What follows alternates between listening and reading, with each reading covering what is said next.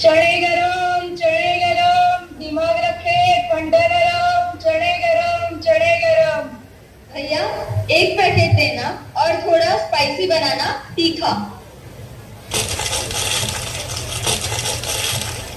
ये low ma'am साहब, एकदम तीखा गरम। हाउ मच इज दिस भैया? मेम साहब दो बस 10 रुपया।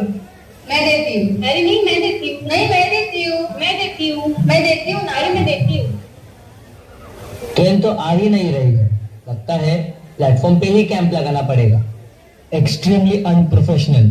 I should write a strong email to the railway management. अहो दादा घ्या की एक चहा, डोकं शांत होईल. आता ट्रेन कधी येणार ते फक्त बाप्पाला माहित. Bappa, who is this Bappa? I told you, no tea. अरे आप ये मराठी में क्या बात कर रहे हो? Please speak in Hindi. यह कह रहा है दिमाग शांत रखने के लिए चाय ले लो.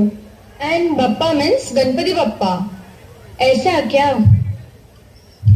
ठीक आहे चल देऊन टाक एक कटिंग.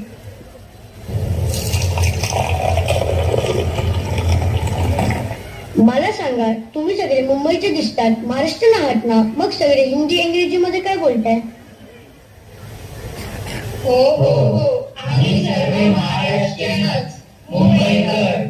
आणि चहावाले भाई साहब तुम्ही? हो मी तर अस्सल मुंबईकर.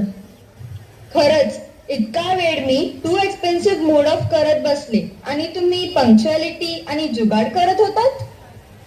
सॉरी सवय नाही. ऑफिसमध्ये दिवसभर इंग्रजी, आता बाहेरही तेच. खजील झालो राव. चला मंडळी यावर एक गरम चणे खाऊन शरम विसरा.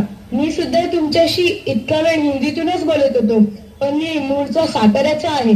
चला आता अस्सल मराठीत गप्पा मारत चणे खा. धन्यवाद साहेब, पण आता इथून पुढे माझ्याशी मराठीतच बोला, नाहीतर मलाही सवय लागेल. मी how much is this set असं विचारेन. खरंच आज कळालं की आपण सगळे किती कॉम्प्लेक्स झालो आहोत.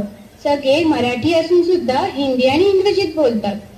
1 पर 7:12 की बदलापूर जाने वाली 12 डिब्बों की आली रे आली, मायबाप लोकल आली.